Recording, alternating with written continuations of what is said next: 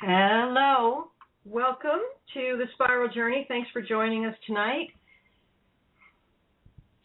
Hello, Carmelle. Somebody needs to hold on. We've got an echo. Hold on.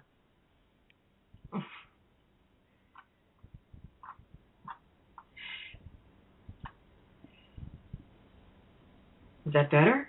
That's good. Okay, wonderful. Thanks for joining us, everyone. We're still working the bugs out here. Yeah, we've kind of switched jobs, so we got a little bit confused here, but we're good. Geri's running the board for us tonight, and Linda Wojcik is with us tonight. Hey, Lynn. Hi, Carm. Hi, Geri. Hey, Linda. So thanks, Geri, for taking that over. We're gonna try to mix it up here, and everybody gets to use the board and see what it's like, and expansion is like that. It's all good for our spiral journey to evolve and do new things. Yeah, it is. It is. So let's see. Tonight we're going to talk about awareness without attachment. That's pretty much going to be the theme for tonight. Linda brought some goodies for us. I posted it up in the chat room there for everyone. It's 15 things you should give up to be happy. So that's from Conscious Life News. I love this. And Geri has some experiences regarding that, and so we're gonna take in callers as well.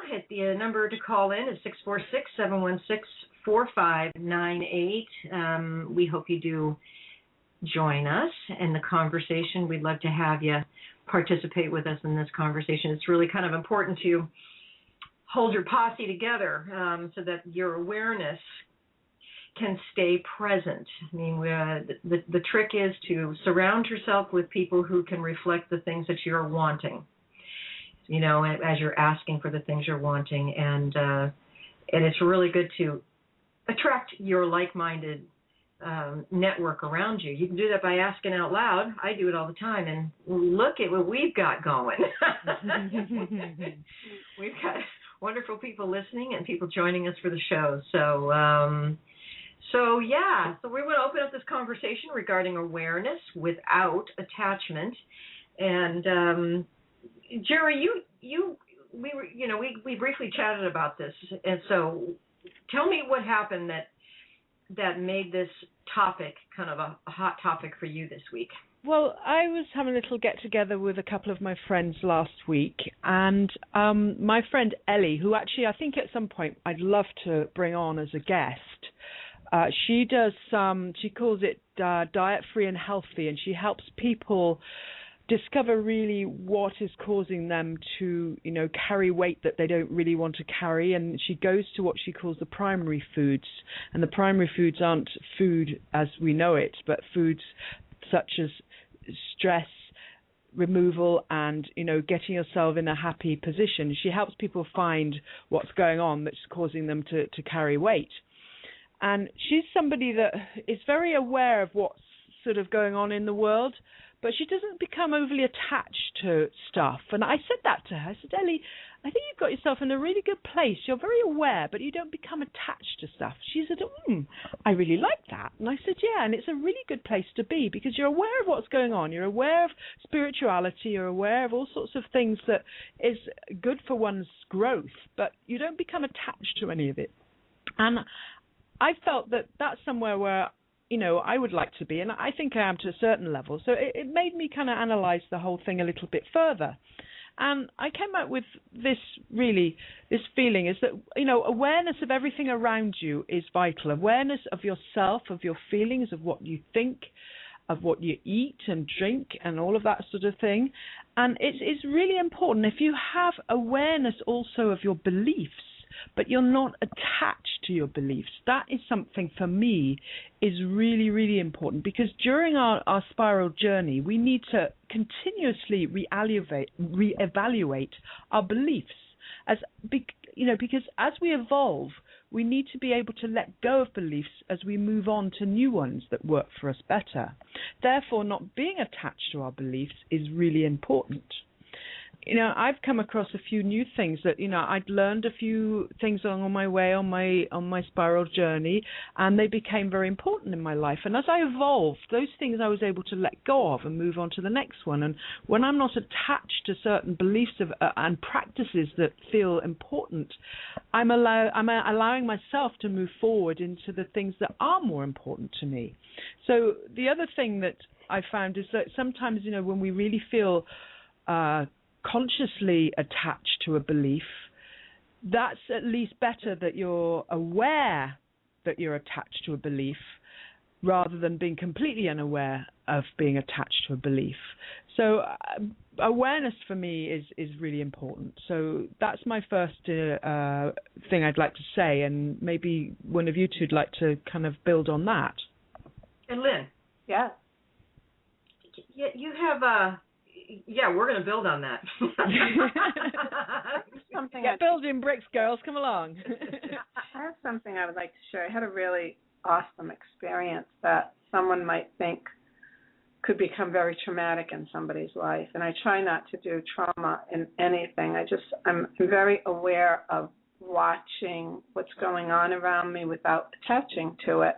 So I've been practicing this for a very long time. And I have a very good friend who wanted me to do a seminar in Jaffrey, New Hampshire, Mason, New Hampshire, which I was very happy to do, and we organized it and got this wonderful place to put it in, and the people were on board and did a lot of work with posters and flyers and ads. And so I sent these handouts to my friend who wanted to be very involved and said, tell me what you need me to do. So I sent the handouts to her, which I put on really nice paper and sent the media, and just said, when you get them, can you cut them? Because they were, 3 on a page. And it was really interesting because that traumatized her. I was like, really? Mm-hmm. Because it's just like she wanted it to be so perfect. And I guess I just don't look at perfect. I just wanted it, just cut them. When you get a chance, and she's I'm not going to have a chance now, and I wanted this to be done. It's like, just do it anytime. It's not for another month. It doesn't matter.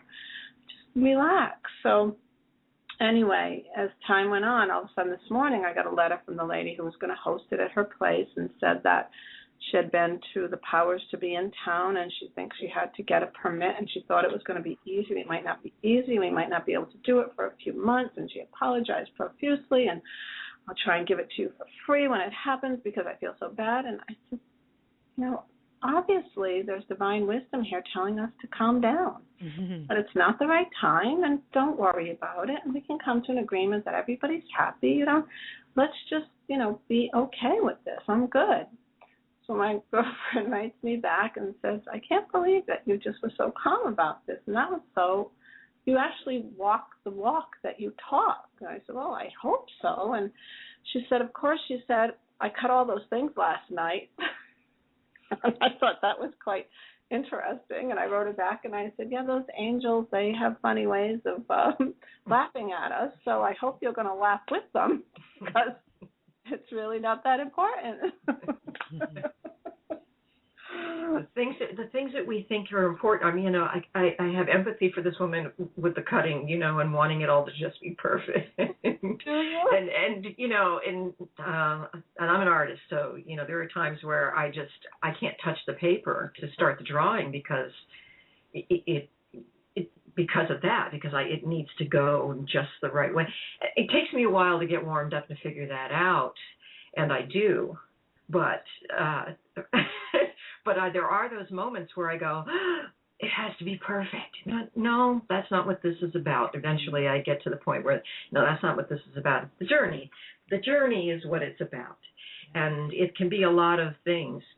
So we're talking about releasing, releasing things.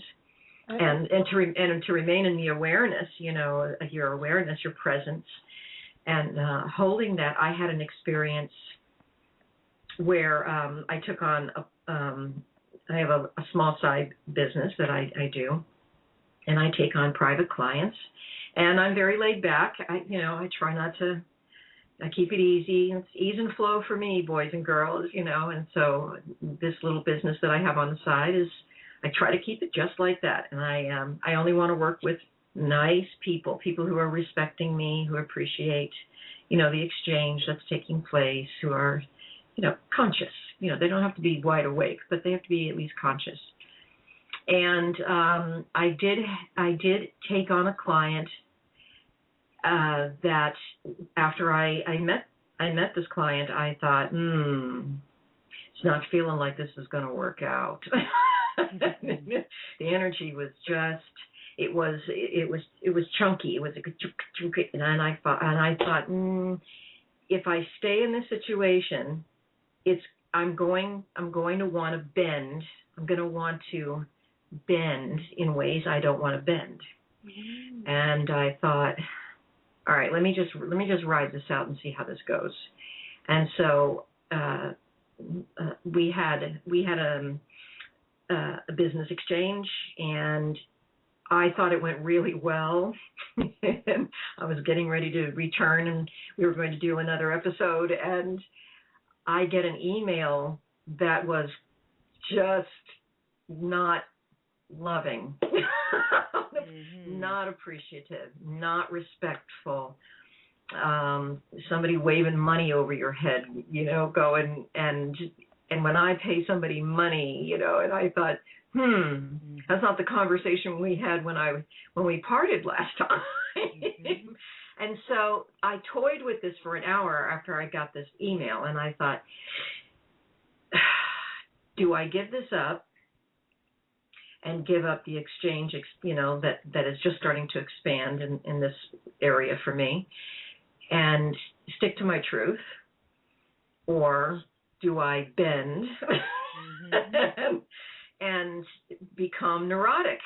That I'm dealing with people that are not respectful. These are, I'm wanting ease and flow, and it was just feeling like it was getting squeakier and harder for me to think about doing this again. So I wrote the letter back, and I said, thank you very much. I won't be returning for another engagement. And it was really interesting because this person was angry, that he sent me back another letter, and I thought, no, you see, this is the stuff I don't want to do. I just want to be love, and I want to do my exchanges with the ease and flow. But I stood my ground, and it took me a couple of hours and I stayed in my truth, and I gave it up. What would you give up to be happy? Yeah. It's not going to be my truth anymore. Yeah. It's like that saying about, do you want to be right or do you want to be happy? Right. And that one is so important, isn't it?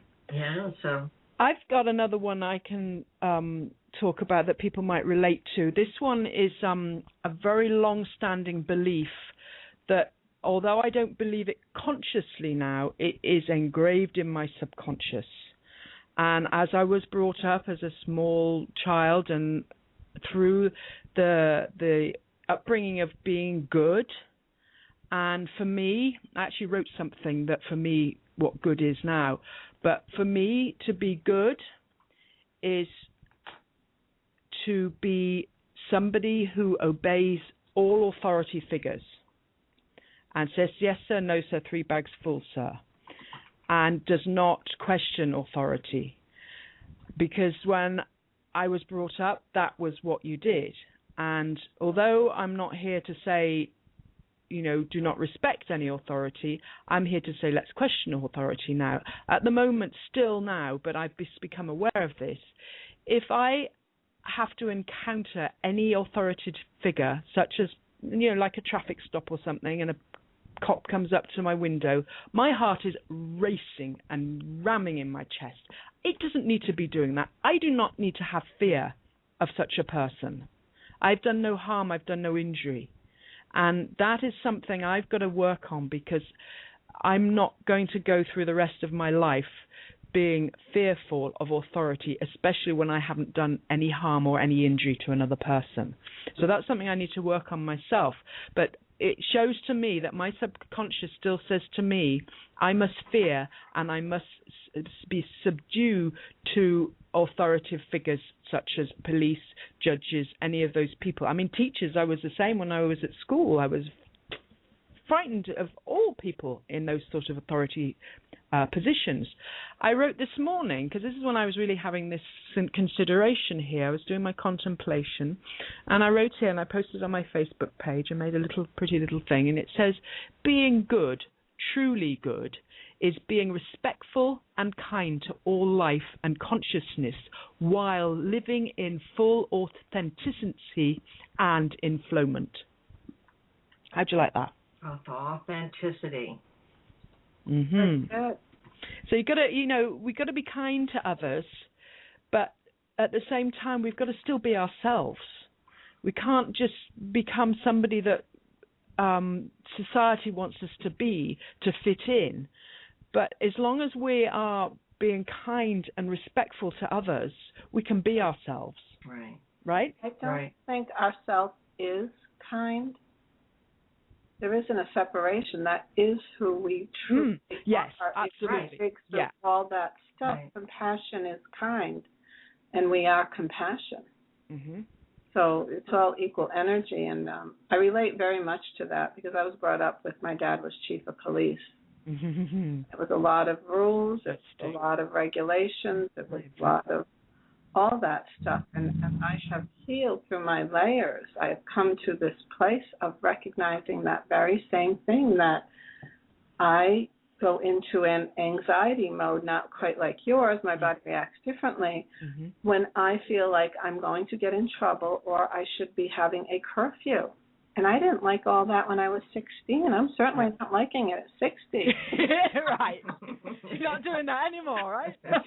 No more. It's amazing how it's back in your face to deal with. But what I have done and is helping, and it's, if we could all find out how to heal this change of a belief that is so strong and does not want to leave us. Gee, we could write a nice little book.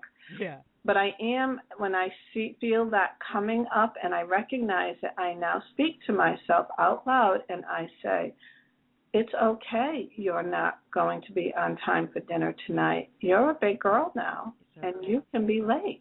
Mm-hmm. Yeah. So I am trying to talk myself into that, new pattern of behavior, but it certainly does not want to go there easily, but I will insist. Yeah. And keep insisting, and I've got to find a way to keep doing those little insistences and to try at the same time to calm the anxiety, because my body, I can feel anxiety like surging through my whole body at the thought of having to speak to somebody, and I'm like, stop it. Carmelle, stop it. Stop it. I do that. Stop it. I've got to get to the point where I do stop it, but it's hard. Yes. You know what else I think is very important in these situations, and I think that getting mad at ourselves will never heal. No. But if we could say, I love that you showed that this is who I've become, and I'm ready not to be that anymore. Right. Because I think the way to heal any, opposite or negative aspect of ourselves, something we've collected that we no longer want, is to love ourselves through it. Yes. You've got to love it and appreciate it and thank it, right? Yes, because it is how you learned how to protect yourself from these people you were always afraid of. Mm-hmm. I mean, anxiety is, what I'm seeing is that anxiety is a huge block we have, and we get to that anxiety state that we have hidden so well. And it just is not, it's like a huge boulder that I'm not moving, because this is the only way I protect me. Right. And this is the way to that compassion that makes us so vulnerable.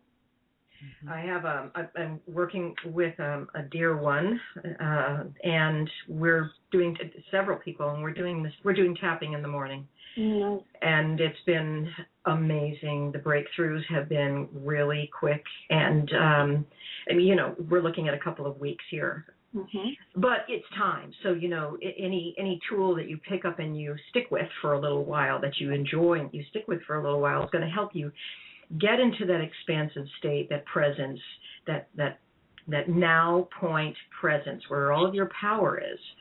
And one of these people is working through a really big life decision. Mm-hmm. And for all of her life, she has she too has bent. She has backed down, and just to keep everybody quiet and keep the peace. And so we tapped on this. We've been tapping on this for about a week, and working through how she's feeling and doing a few passes on that. And the other day, she made a decision. You could feel the energy. You could over the ethers. You could feel her energy change for the first time in her life, and she's 56. For the first time in her life, she actually made a powerful decision, and she felt this decision, and she was this decision. This frequency that she was. It was new. It was stronger. It was more present. It wasn't wishy-washy. It wasn't being the yes man. It wasn't, being submissive. These are the things that had gotten her in trouble. And because she had done these things, and because she was denying herself, she was always ill. I mean, she long-term Lyme disease symptomology, wow. And so she was always sick. She's healthier. She's feeling better. She has more vitality. She's really starting to come out, really starting to be born. That's really what's happening. And she's liking who she's seeing. For the longest time, she said, I didn't like who I was, but I'm realizing now that I didn't like who I was because I wasn't standing in my truth. Right. So so we're talking about, getting stopped. So after we did this really powerful thing, and she took that presence and she's making it her own, and it's becoming part of her energetic signature. She goes, she's in the car, and she's got her family in the car, and she got stopped. She was like, I needed to tell you this story. She said, my heart didn't even race. I just took a breath, and I said, because this is one of the keys that we're working on. When you can't think of anything else to say, you can say, I am that I am, and type and tap on your thymus. I am that I am. So she saw the lights. She pulled over, and she tapped on her thymus to remind herself, I am that I am. And he just smiled at her, and he gave her a warning. How cool. Like, I couldn't wait to get home and tell you. Speaking up for yourself, right? And she didn't have to do a thing. Her energy did it for her. You see, and that's the thing I hear Abraham say all the time. Abraham will say, you change your frequency, and you're not going to attract this kind of stuff anymore. Yeah, that's true. It's not even going to come anywhere near you. Yeah. But I believe, though, that when we make these conscious decisions to start to be kind, we will have experiences that we will draw to us that will test us to see if we really mean what we say. Because, we can't just say it without doing it. And I had a great experience. This was quite a few years ago. We were going to Italy for my son's wedding. I don't know if I mentioned this on the show before. And we were bringing my grandson, and my daughter said to me 2 weeks before we're leaving, I need to tell them that I have a baby in the seat. The baby's going to be in my seat. I said, oh, okay, well, let's call them up. And so I called, and I explained, and the woman who answered the phone was so mean to me. So mean, like I had done the worst thing. When were you going to tell us? Who do you think you are? And I said to her, I said, excuse me, but I'm going to call back and get someone who's going to be nice to me. Yeah. And so I called back, and the first thing I said to the man who answered the phone, so I knew it wasn't the same woman, and I said, are you in a good mood or a bad mood? And she said, why? I said, because I just had a very bad experience with someone who was very mean to me, and I need someone who wants to help me. Yeah. And he said, what do you need? And so I proceeded to tell him what I needed. He said, hold on. He came back in like 3 minutes. He said, you're all set, no problem. I said, thank you. And I will always use that now, that when someone is mean on the other end, I'm just not doing it. Call back and talk to someone who wants to be nice. That is a really, really good tip. That's a really good. It's no point going through a conversation with somebody that's being mean on the other end. Oh yeah, that's what that letter was about. I mean, you know, this letter came through and it was condescending, it was rude, it was dictatorial, it was everything I refuse to be in anymore. Yeah. And what if I test for you to see how you're going to respond to it was totally a cosmic pop quiz because from when I met this person, I knew this wasn't going to work out. But I also said, you know what? Maybe it's me. Okay, I'll give everybody the benefit of the doubt. Maybe we'll just see if we can hum this out. I don't have any problems with my other people. Mm-hmm. Matter of fact, I get thank you emails. Exactly. You don't need to deal with people that are going to behave like that with you. And I said, I deal with people, and nobody has ever spoken to me like this. And so this is probably not going to work out for us. Yeah, exactly. It's not going to work out, and you're not going to do that. Right. That sort of. And so, did I give up money? I gave up money. Was that a little bit of a fear bubble for me? Yeah, it was a little bit of a fear bubble for me. Somebody in the chat room was going, yeah, but every once in a while, the external reality taps you on the shoulder and says, "Pay me," But you didn't give up yourself. So the thing is to take that back. Is to take it back and go, wait a minute, whoa. First of all, when a door closes, especially one that's really needs to close, a window opens. Yeah. I'm always nurtured. I'm never alone, and I'm always loved. That's another thing you can tap on your, at the top of your head or wherever you're tapping, just so that you can reset those neurolinguistic memories, and start reprogramming the inner dialogue that you are having with yourself that you're not even aware of, and letting go of the negativity, the self-denial, the unworthiness, all of these things that it's very quiet and very subtle and very insidious. And the older you get, the harder we feel that it's the harder to get rid of it. But I just also have to say that at this point, there's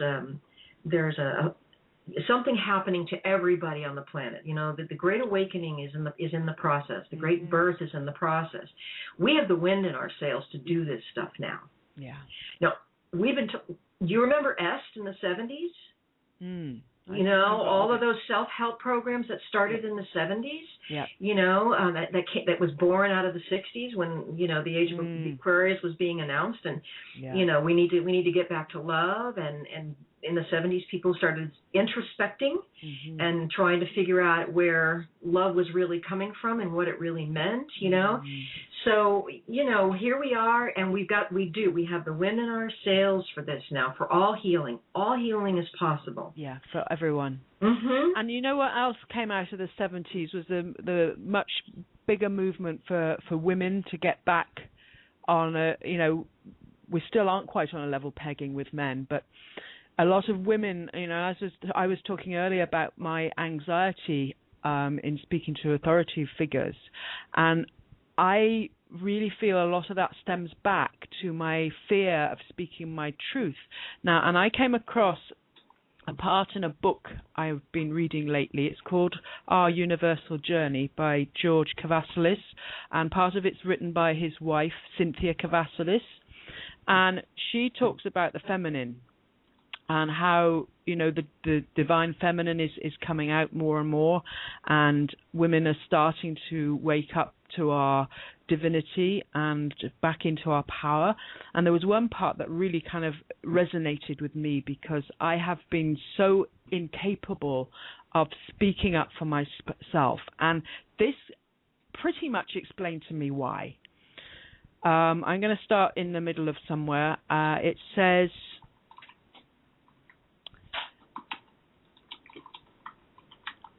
feminine means woman has the final say. This is talking about being on Mother Earth is the being who nurtures us. For many, speaking is too scary and feels dangerous.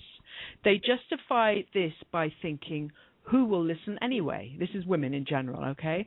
The traveling spirits of millions of women were deeply traumatized during eras past. which are still imprinted into their cellular and genetic memory to this very day. For some women, speaking up in front of more than just a couple of people can be paralyzing, to say the least.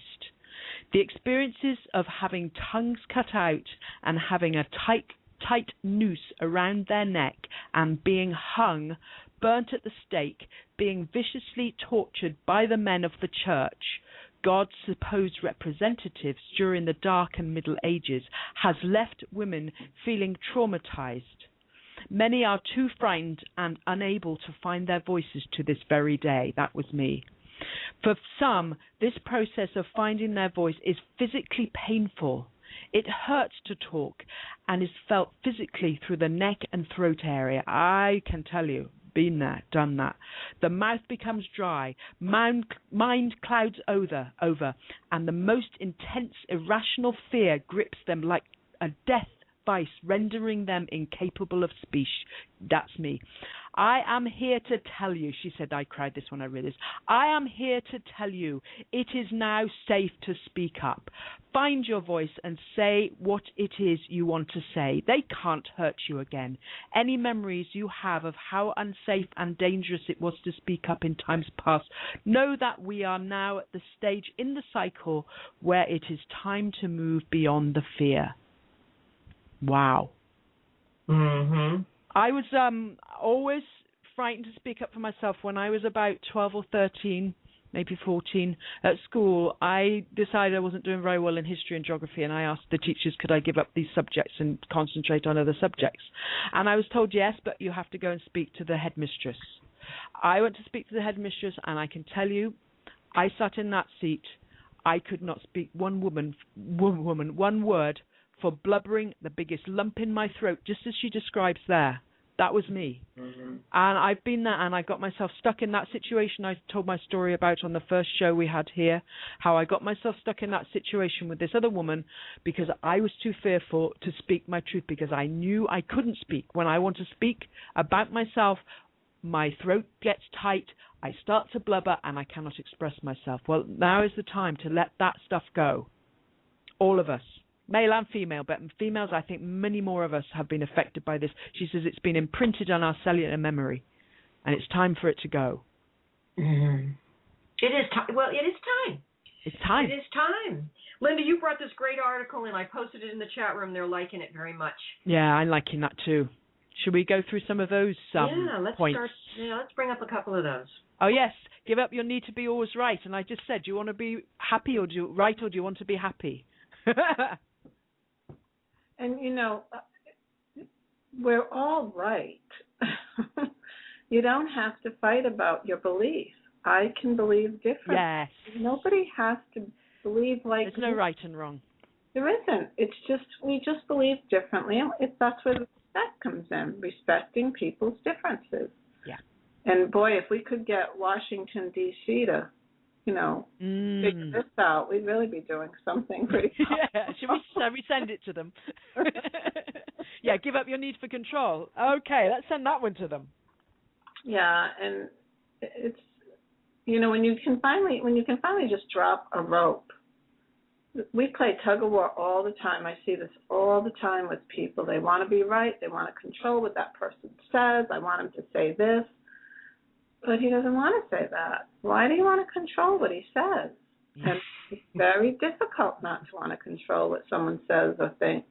Well, Chippy taught me to let go of control. Did I tell you all that story? Yes. Yeah. Chippy said, you don't need to control me. Just talk to me. Mm-hmm. Ask me what you want. You don't have to control me. I let go of his control. I took the bit out of his mouth, and now we don't need to control. Oh, well, this brings us to number 3. I'm glad you brought that up just right now, because give up on blame. And there's we're talking about animals and people who've suffered abuse, etc. There's a documentary that you can find on Netflix. You can also find it on documentary.com, I think, for free, or even Hulu, and it's called Buck. It's brilliant. And this is the story of the horse whisperer. What is his name? His name is Buck, and I can't remember his last name. Hold on, I'll get it. Mm-hmm. Anyway, this man is he's a horse trainer. He was a child rodeo star. His father beat him and his brother black and blue every night. He was a real hard alcoholic. And he abused those boys to the point where they were taken away from him. And this man who, you would think that people would have, many people do, hang on to this and repeat this behavior as if that was love, etc. But this man is so gentle and so calm and so peaceful, and he let it go. You know what? Let it go. You know what helped him? Because he said when he went to the foster parents and they were kind to him and they were allowing, and he said, I can do that with the horses.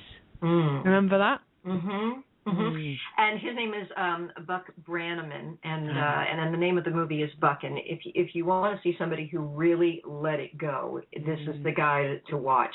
Yep. Because I've never seen anybody who had suffered the way this child suffered become this amazing human who is so connected with the natural environment, specifically horses.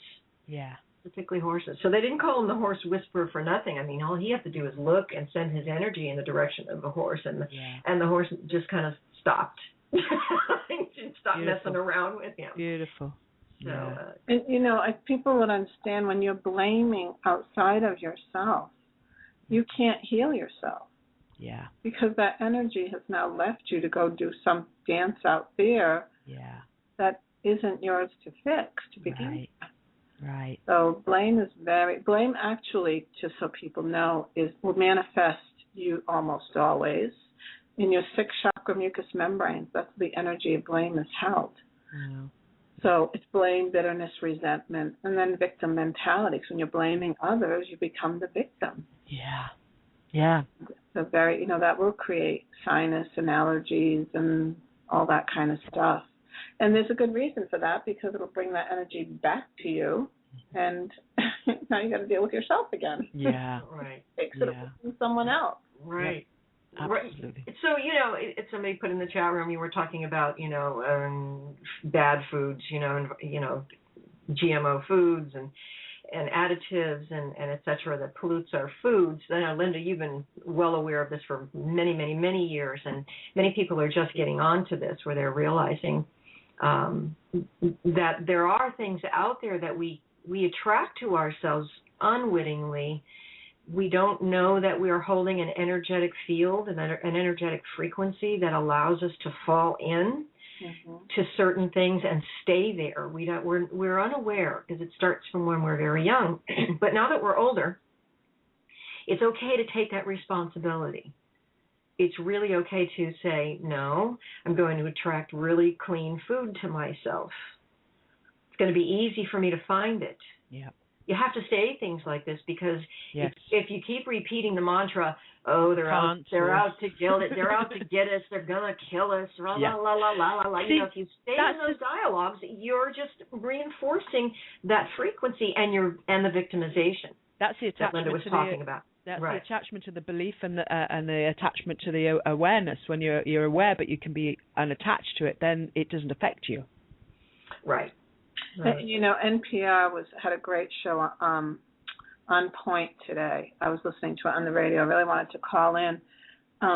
They were talking about how now all the fast food chains are going to try and create healthier food, in the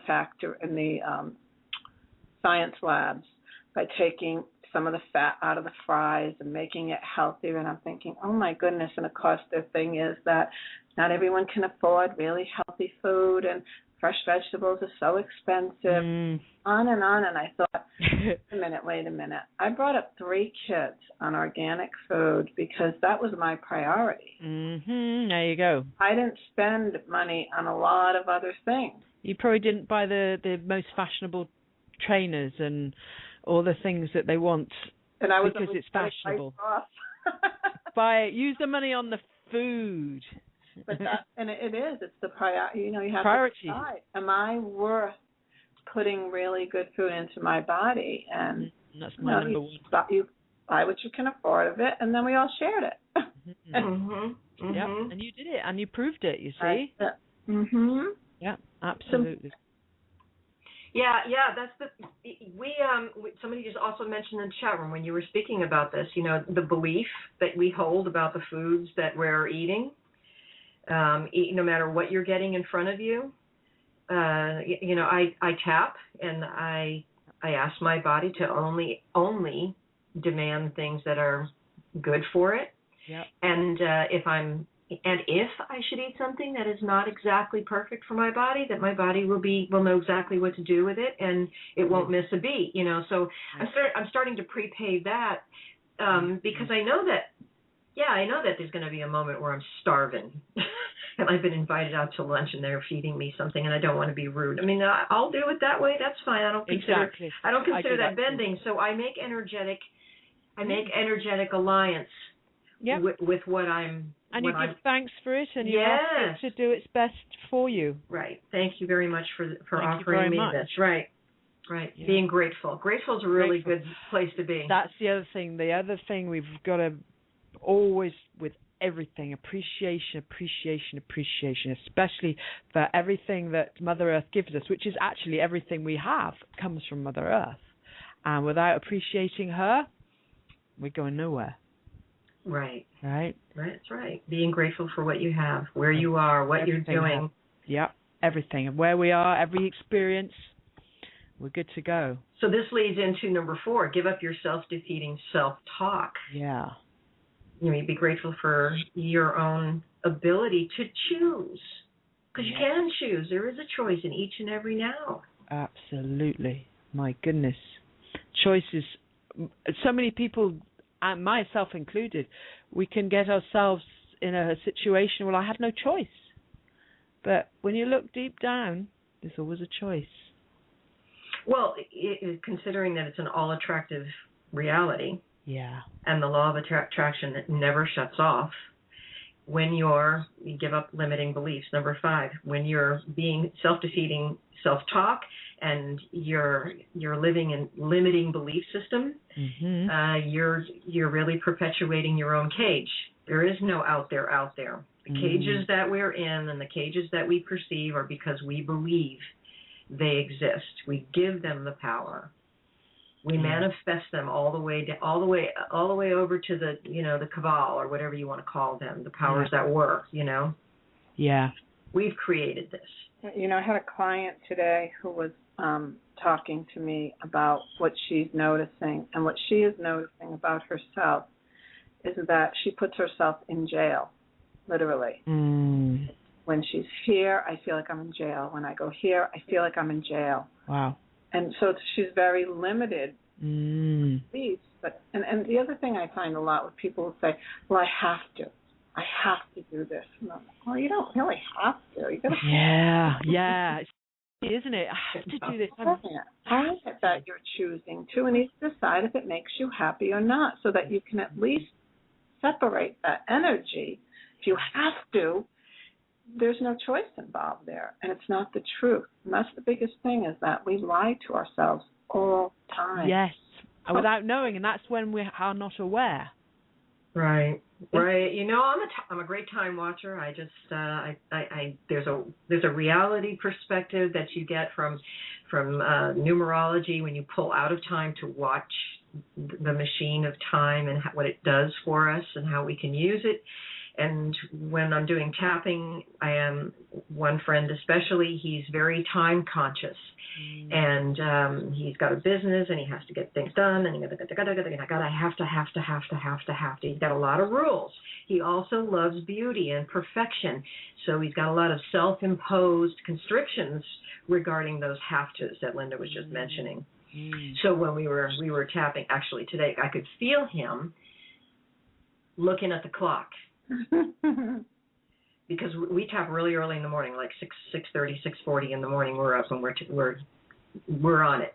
getting our day started, Cool. So it's really good it's really good that you have friends that you can ring up when you get up, and while you're having your tea or your coffee or whatever you're doing, ring up a friend and sit and do that morning intention. It's very powerful when you have somebody who is reflecting back to you those things that you're wanting, and reinforcing that, and also reinforcing that belief that you can have it.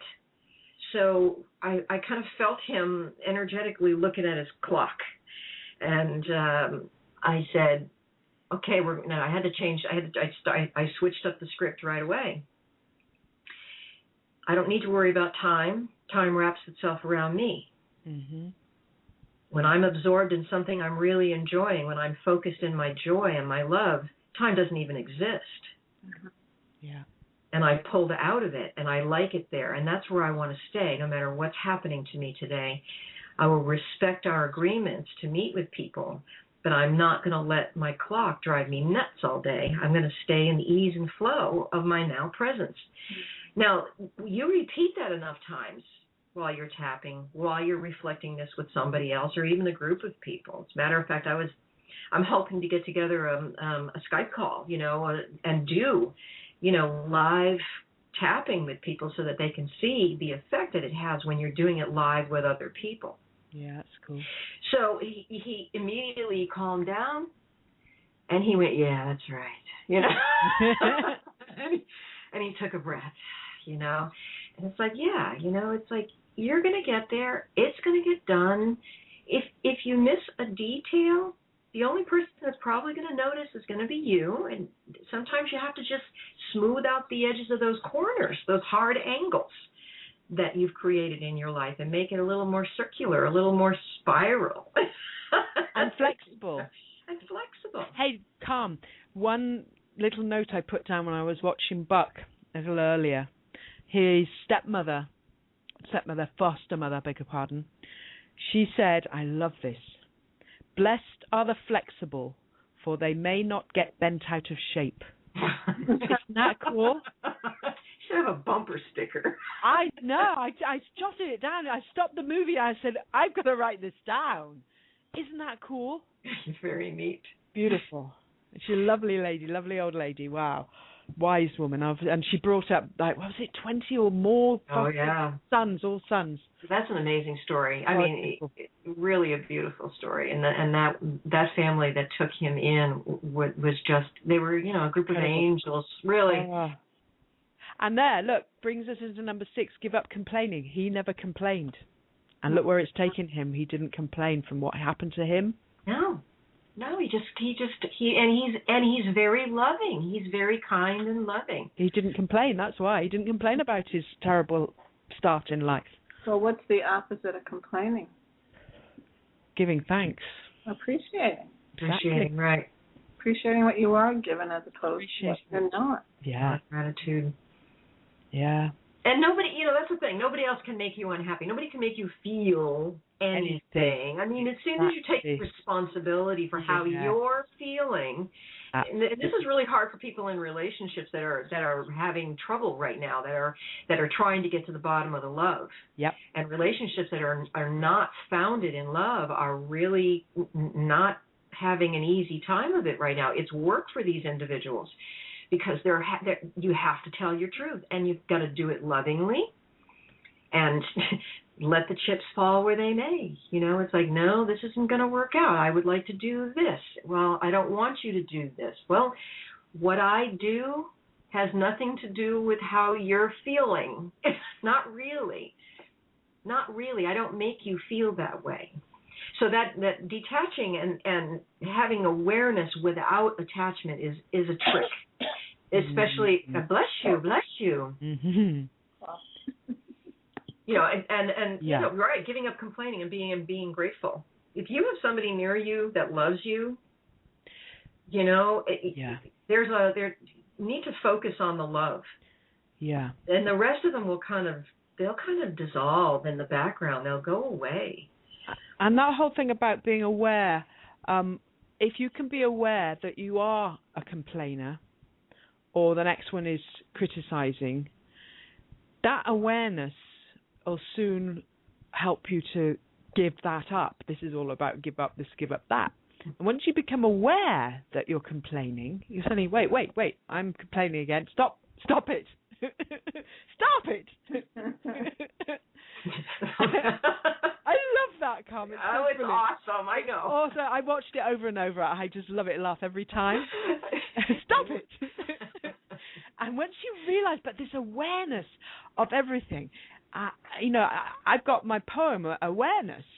And that one's a one that and it really just brings you into where you want to really be, is to be aware of everything that you're doing and that's going on in your life. And that awareness, if you happen to be aware that you're complaining or you're criticizing others, that helps you to say, hey, stop it. Mm-hmm. Mm-hmm. Yeah, and then you choose the perspective that really feels better. I love that. Does that feel good? Yeah. Or doesn't it feel? We're so used to not feeling good. Oh, we're so used to not feeling good. It became a norm for so long to just not feel good, to complain, etc. Taking that responsibility, giving up the complaining, falling into gratitude, and choosing to shift your perspective. Just take one step to the right. No one said you had to run a quarter mile. Just take one step to the right. And you know what else? Once you have that awareness that you're making those complaints, you'll notice that your face is all frowning and it's all in a kind of a wrinkled brow, and you suddenly think, oh, that doesn't feel very nice. And I stop it and stop the complaints. Mm-hmm. That face opens up, relaxes, and if you can add a smile, that changes everything. So important to be aware. And can I just add in the awareness poem right here? Please, this is a good place for it. It's a really good spot for it. I'm just thinking, across the landscape I stand and stare, and I feel what it's like to be aware of everything inside and out, and I understand what life is about. I stay aware of what I think. I'm aware of what I eat and drink. I'm aware of my feelings, large and small. I'm aware when I falter and when I stand tall. When I'm aware, I am free. That's when I'm the I am me. I flow through life with wondrous ease, doing anything that I please. Beautiful. It's a difference, isn't it? Yes. Between being aware and being not aware. I have a magnet on my refrigerator that I've had for a long time. And it's a quote from the playwright Henry Miller. And it says, "The aim of life is to live. And to live means to be aware. Joyously, drunkenly, serenely, divinely aware." Wow, how cool. When I see that, I go, yeah, that's right. Yes, you got it, mate, you got it. Wow, that's a good one. Beautiful. Cool. So number 7 is give up the luxury of criticism. Yeah. Ooh. And that's another one to... It is a luxury, isn't it? It is. I mean, it rolls off the tongue so easily, that judgment. Yeah. It really is. And again, what do you do instead? Give appreciation for other people, who they are, what they are, ourselves. Yeah, like Linda said at the beginning of the conversation, she said, we're all different. Yep. And yet we're all the same, and we're allowed to have our preferences. Yeah. And our own separate beliefs. We don't all have to believe the same thing, which is the most cool thing of all. And that's kind of hard for people. They want everybody, when they and I do this. When I think I've got a real good beat on something, I want to share it. Yeah. You should know this. You should see this. You should experience it. Should. Right. And you can't open up somebody's cranium and cram it in so that they can have your experience, because most of it's experiential and it's perspective. Linda, what are the flowers that have to do with judgment and criticism? Oh, beach. I know beach well. I am very beach oriented personality, but Beach is a very fifth chakra person, and a lot of that energy will get stuck in the muscular system, our judgments, our control, criticisms, irritation, rigidity. You'll hold it in your jaw, in your neck, in your shoulders. You become stiff. Very, very. That energy is very, very stiff. Interesting. But the positive aspect, because there is a positive to all of us, it's flexibility and freedom and excitement and adventure. It's beach personalities love to be free. Give them a plane ticket. Send me anywhere. We love the flexibility. We love projects. We love to create with steps, very step-oriented. So it's all about how do you take steps in life? Do you have fun and you dance? Do you play? Do you sing through it? Or do you march through it because you have been taught too much and that's all you can do? So beach allows us to see those rigidities and those criticisms of self and others. Yeah, that's when you need to become flexible. Oh, just let go. It's all about letting go and letting be, allowing. Yeah. Right. Yeah. That's a very powerful word, and I learned that word through healing. The day I learned to say okay was the day that I really freed myself. So when, people would say da-da-da-da-da, and I'd say, okay, that's okay, great. All right. Like, huh? You don't want to fight about it? No. Okay. Yeah. You don't have to argue with everything. No. You don't have to push your opinion on everybody else. Well, no, because I've really learned that what I want to do, I can take care of myself. I can take care of my needs. I don't need you to do it for me. Yeah. It's okay if you don't want to. Yeah. There's nothing to fight about. There's nothing to complain about. There's nothing to criticize. Yeah. And you don't need approval from others. And this is the same thing as give up your need to impress others. Yeah. So we lead into that one. Yeah. Very, very powerful. Right. Stop trying so hard to be something you're not. Just to make others like you. It's you're so true. Not. Yeah. I used to spend a lot of time trying to impress others or hoping that they would be impressed by me. But you know what? They're just going to be impressed anyway when you're your true, authentic self. They're even more impressed. When you're not trying to be something you're not really. True. Yeah. People are really turned on by others who are authentic because it's something that they want in their own presence.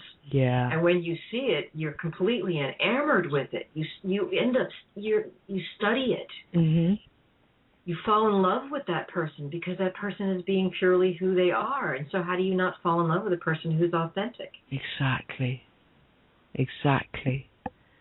It's so cool to be your true, authentic self.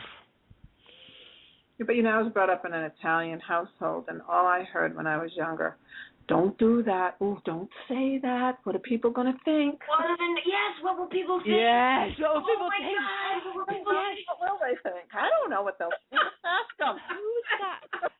Don't ask them. Where was I? I was listening to a story about somebody, and she'd had one child, and the husband wanted to have a second child. She's like, I really don't want to have a second child. And the husband was like, but what is everybody else going to think? And she's like, I don't care what other people think. He's like, but we'll have to tell them something. Oh my goodness. Hello? I can't remember what it was, but it was like, oh my gosh, Even the choice to how many children. What's everybody else going to think? We only had one child. Oh my God. How terrible. I took a job, and the first 2 days I was at this new position. I'm at my desk, and I'm getting my hum on, I've got my colored pens out, and I've got my stuff set just where I needed to go to do this, to rock this thing, right? And the owner came over to me and said to me, you need to clean up this desk. And I said, what am I supposed to clean up? You need to put all this stuff away. I said, I need all this. But I'm working. You need me to come and do this job, and this is what I'm using to do this to perform this task. Right. Well, and she said, "There's a big window there, right? Well, what are people going to think? I said, they're going to think I'm working." You're right. I love it. Oh my gosh. Hey, she needed to give up her resistance to change. No, she didn't. Something. She never did. Change is good.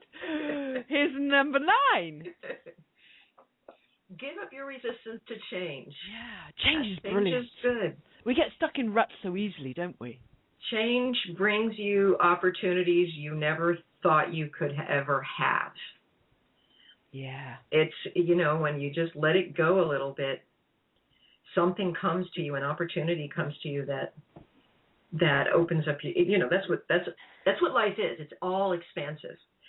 So, you can just relax and let a little something new come into your life. There's a crack. In numerology, the number that represents the cracks in the old reality is the number 5. 5 is all about stimulation and stimulating the expansion. Yeah. And that sometimes that comes with like a little discontent, where you go, I am not happy with what we have so far, and this is not a complaint, but it's the need to make a decision that you want something, and you start to declare your preferences. Yeah. So in order to stimulate with the number 5, Linda has archetypical anecdotes, for the flower essences, and this is the same thing in numerology. There are 9, you could call them flower essences. There's 9 archetypes. And the 5 personality needs to be on the roll, needs to have lots of stimulation, needs lots of change, lots of friends, lots of activities, and goes from one to the next very happily. They're very happy doing that. Now, a number 4 person hates that. Number 4 person likes things to be cross those T's and dot those I's. It's nose to the grindstone. It's paying attention to the details, and there's a time and a place for that. Wow. In process. But after you get that all set, you want to, you play with that for a little while. You play with a construct for a little while, and you realize, I have another preference on this. And this can be a relationship. This can be a job. This can be your body. This can be all kinds of stuff, the way the style of art that you create, the style of music that you create. When a person is in a 5, all of a sudden there's this need to stimulate change. And a lot of people can't handle that. They go a little cuckoo. They get a little cuckoo. And then there are people who are so full of 5s, who are so full of that stimulation for change, who have no boundaries whatsoever, that they go towards the other end of the spectrum. And that's like, and I call that the sex, drugs, and rock and roll mentality. Wow, where they're like going, wow, let's just party, freedom, and freedom at the cost of everything. Yeah. So there's a middle way for our process, and I think that tonight and all of these programs that we're listening to lately are really getting us towards that point of tonight's topic, awareness without attachment. You can't take that step. You can't take that step of expansion to change if you don't let a little something go. And here we could glide into my poem, which is called Change, and it kind of addresses all these points that we're talking about here. Changing thoughts, changing vibes. So many things change throughout our lives. Changing beliefs, changing what's real. It's simply a perspective to ourselves we deal. What is reality? What is fact? What is certain and what's abstract? Who am I and who is me? It's sometimes hard for this to see. Sometimes we say, I can't change me, but who is this me I'm trying to be? Is it me I refuse to change, or my beliefs? It's all so strange. In the end, it's all interpretation. It can end conditioning and stagnation, be open to change of much belief, and with it one can gain incredible relief. Yeah. Yeah. We have somebody in the Migliore said, my reminder is, don't present, be present. Nice. It's lovely. Yeah. And I think that life is so full of opportunities, and I've come to a place where I don't want to miss any of them. Yeah, right. Give me an opportunity. Let me see where it takes me.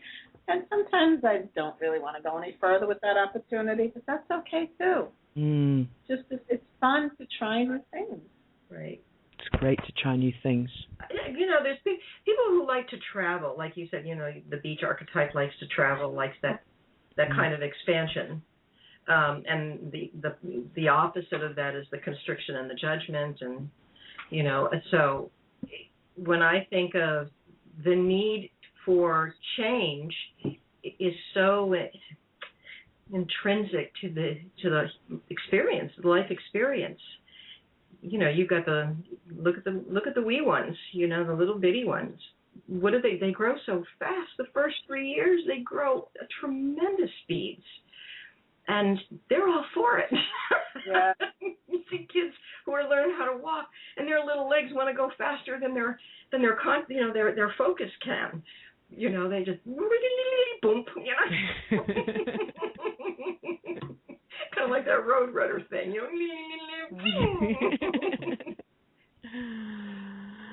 Looking forward, being present, and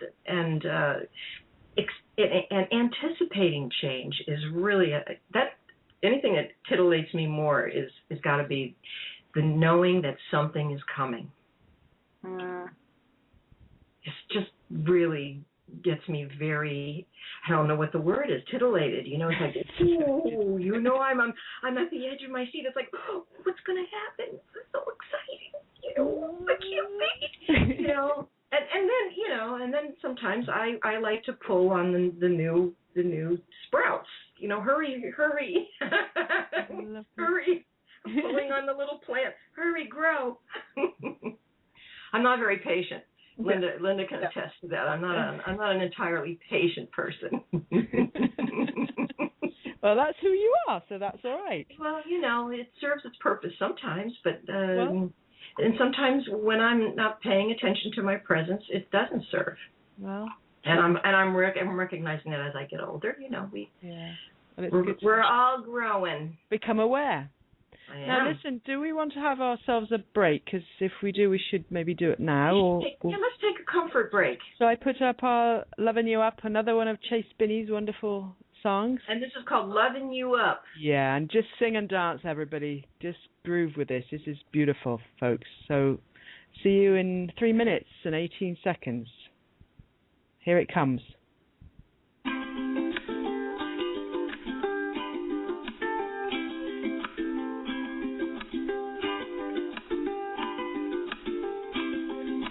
Wanna let you know I appreciate, I feel it even more than yesterday. Open up your heart, you will hear me say, I'm loving you up every day. Yeah, yeah, yup, yup. Loving you up.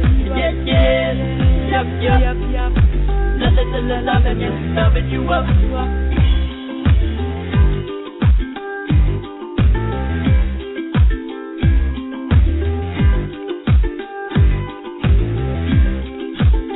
I'm so lucky that I know you. All I can do is adore you. Do I gotta spell it out for you? ILOVEYOU. Oh yeah, yeah. Yup. Loving you up. Yeah, yeah. Yup. Loving you up.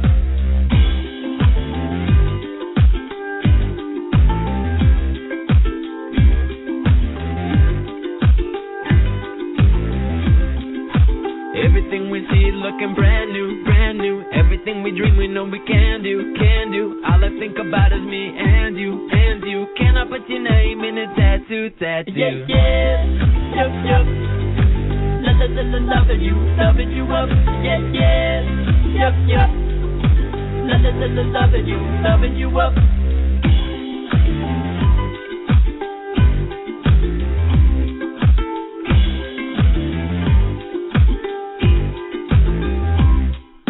Love the way you get my head spinning.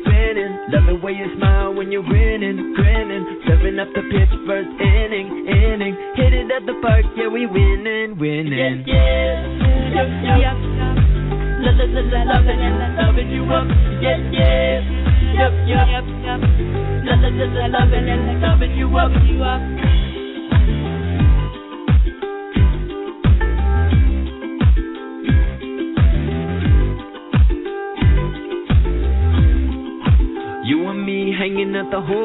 cold day, sipping on a fresh squeeze OJ. When I go my way and you go your way, hope I get a kiss at the end of the noche. Yeah, yup.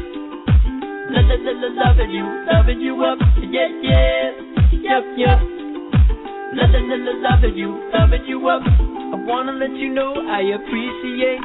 I feel it even more than yesterday. Open up your heart, you will hear me say, I'm loving you up every day. I love you. Yeah. Yup. Loving you up.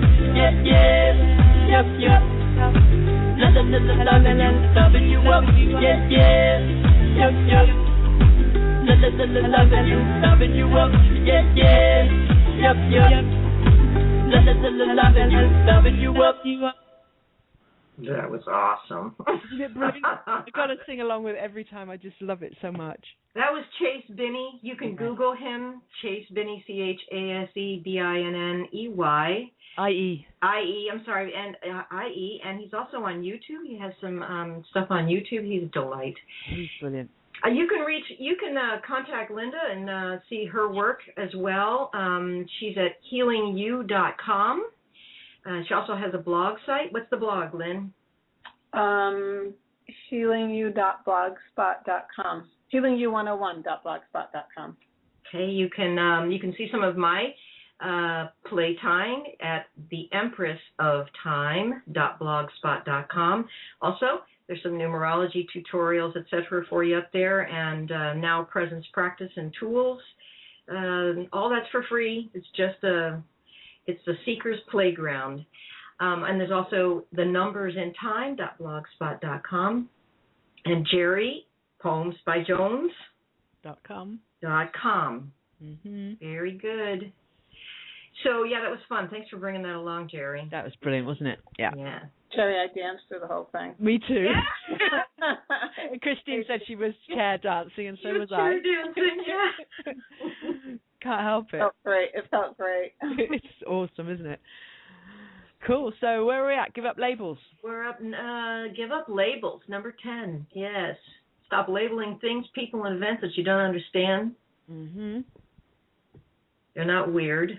They're just different. Yeah. I think I'm pretty weird. I don't like it, though. Yeah, I do. I think it's very cool to be weird.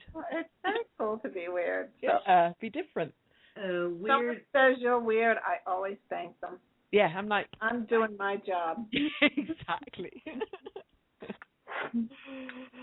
Like, they use that word instead of, my, what a unique being you are. You know? They go, be nice.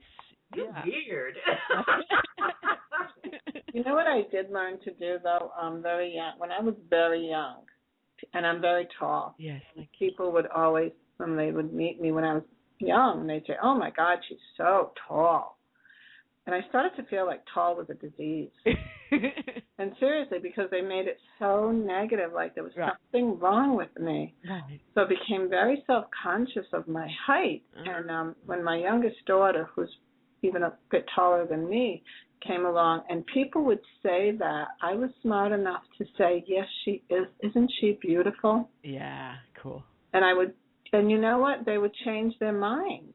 Yeah. See, people, when they're like that with their, judgments or criticisms, they really just need different direction. You kind of just got to direct them in a healthier way. Like, let's go over here instead. Yeah. And on the chat room, Garth Jones says, he just replies, well, thank you. Who told you're weird or something. Well, thank you. That's lovely. I appreciate that. Yeah, I appreciate it. That's what I'm out to be. I guess I've succeeded. Yeah. I'm doing it right. It's Linda has the tall thing, and I'm under 5 foot. Right, you got the short and really, people will stand there and say to me, God, you're so short. And honest to God, I don't notice it. Right. So I go, really? Really? So yeah. They go, wow, look at that difference. I only notice it when I'm standing next to a 7-foot guy, because guess where I come up to, on a 7-foot guy. It's like, you need to move over there. Oh, we? We're on number, give up 11. labels. Yeah, give up labels. Okay, and number 11, give up on your fears. Stop it. Yeah. Yeah. That's what I've got to do. Stop it. So I love to play that. I mean, it's 6 minutes, but it's hysterical. It's so brilliant, isn't it? Well, stop it or I'll put you in. I'll bury you alive in a box. Now, it's a little sadistic, but it actually, it makes, it really drives home that point in such a hysterical way. And, this is my friend that's, looking at his watch, all the time. He's like, oh, he's pressured. I have to. Yeah. And there's a fear behind that behavior. Yeah. And one time I said to him, what would happen if you just didn't? Yeah. I mean, really, what would happen? And he had a whole list of things that he thought would happen that would be horrible. But we took each one of those things and we said, well, if that didn't happen, that wouldn't be so horrible. And if that didn't happen, that wouldn't be so horrible. So getting to the bottom of your fears is really tough. But if you find a trick, some sort of modality that helps you pull through it. Linda, what are the flowers for fear again? Aspen and mimulus. I think I need those. Big ones. Aspen is the unknown fear, the people who, what if this happens and what if that? Right, what if? About things that'll never happen. Yeah. Such a waste of energy. And mimulus is more of the known fears. I know I'm afraid to get on a plane. I know they know exactly what they're afraid to do. But as I've dug into the flowers over these many, many years, mimulus really is the flower that brings us eventually to the courage to be who I came to be. Wow, how cool. Because it takes a great deal of courage to be that weird, unique, separate individual that, is unique. Yeah. It's beautiful to be you, but... Yeah, but you haven't got to be fearful of being it. You can't be fearful of being it. And fear is the original emotion that starts this whole process. It's the fear of not being loved, of not feeling loved. That creates everything. From there, we'll do, resentment and bitterness and hate and guilt and disappointment. But if you dig deep enough, you'll get to, I'm just afraid you're not loving me, and that's why I behave this way. Yeah. Well, that's what was happening with this person that was in this life transition. She was reticent to make that energetic commitment to her truth because she was afraid she wasn't going to be loved. Mm-hmm. And I said, well, you're not being loved in the way you're requiring anyway, at the get-go, which is why you're where you're at. So, you might as well just stick to your truth. Eventually, you're going to realize you have plenty of love around you, But when you stick to your truth, the one who's really loving you now is you. Is you, yeah, exactly. The only love you really need to begin with, because the rest just follows suit. It's like a card game, throw that heart out. Everybody's got to follow suit. Yeah. Cool. Fun. Yeah, so we give up our fears as well, our excuses. Now that's a big one. I want to add to that, though. I wish it said, give up your excuses, explanations, and considerations. Say that again. Say that again. Give up your excuses, your explanations, and your exaggerations. Exaggeration as well. Mm-hmm. The 3 E's, I call them. Yeah. Send them packing and tell them they're fired. Yeah. You no longer need them. Mm-hmm. Stop it. Stop it. Do you want to play that? I found it. Yeah. I think everybody was looking for a chuckle. Yeah, let's do it. Okay, let's play it. Here it comes. Ready? Dr. Switzer? Yes, come in. I'm just washing my hands. I'm Catherine Bigman. Janet Carlisle referred me. Oh, yes. Still being buried alive in a box. Yes, that's me. Should I lay down? Oh, no, we don't do that anymore. Just have a seat. And let me tell you a bit about our billing.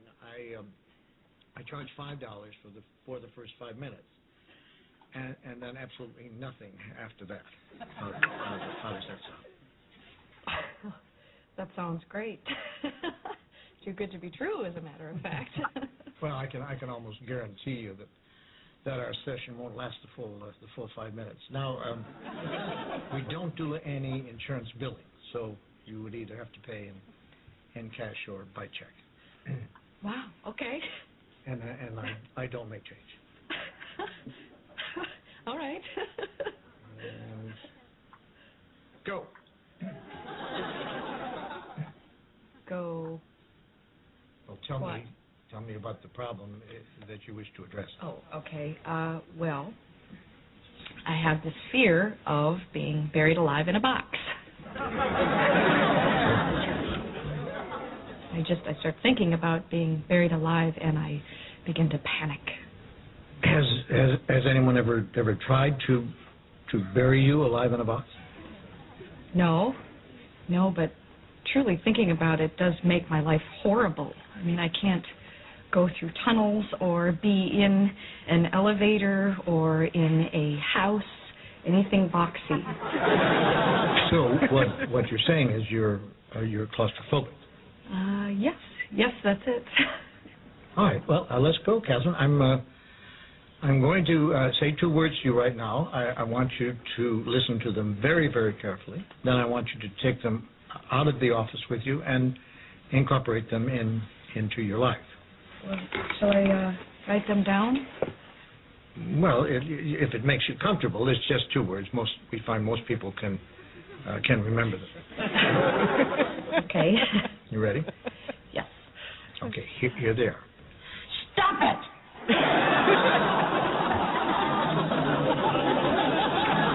Sorry? Stop it! Stop it? Yes. STOP. New word. IT. So, what are you saying? You know, it's funny.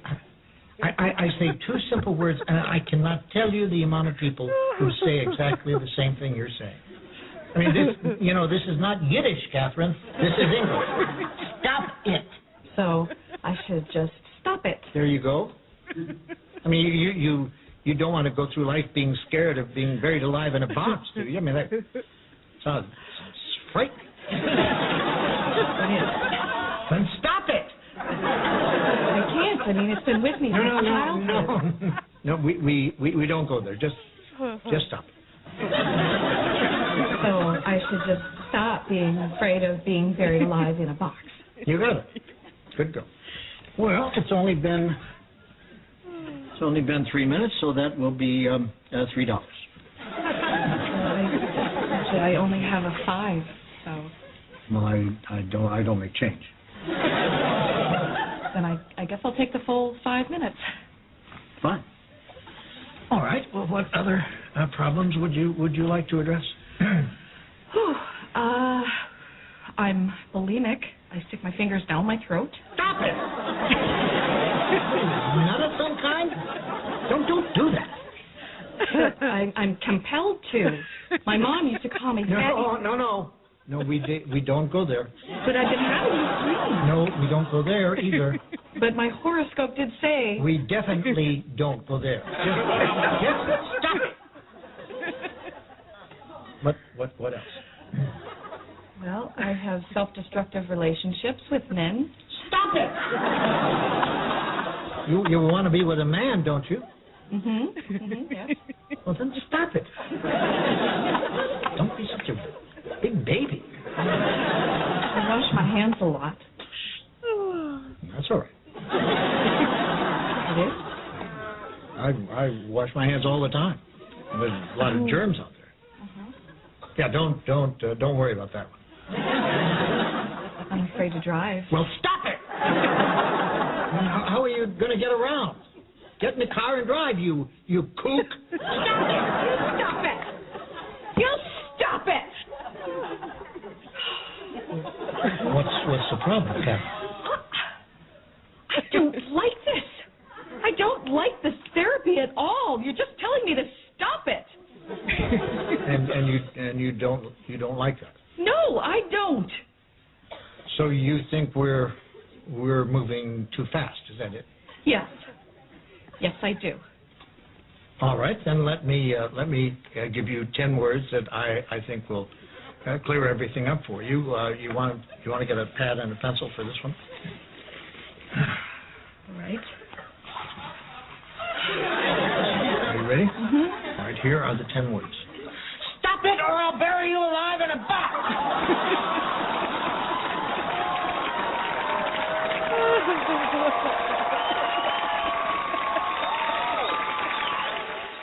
Oh, it's brilliant, isn't it?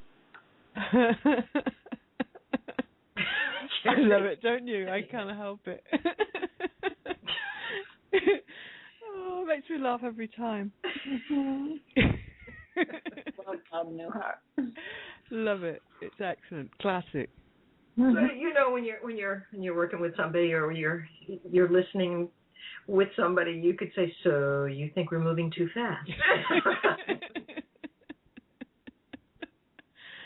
Excellent. Stop it. So we also give up the past. I love what they say here, though. The past you are now longing for, the past that you are now dreaming about, was ignored by you when it was all present. Stop deluding yourself. That's brilliant, isn't it? Yeah, it's really be present in everything you do and enjoy life. I mean, it doesn't take away from what the past has made you into, but now it's time to let it go. Appreciate what you learned along the way, but let it go.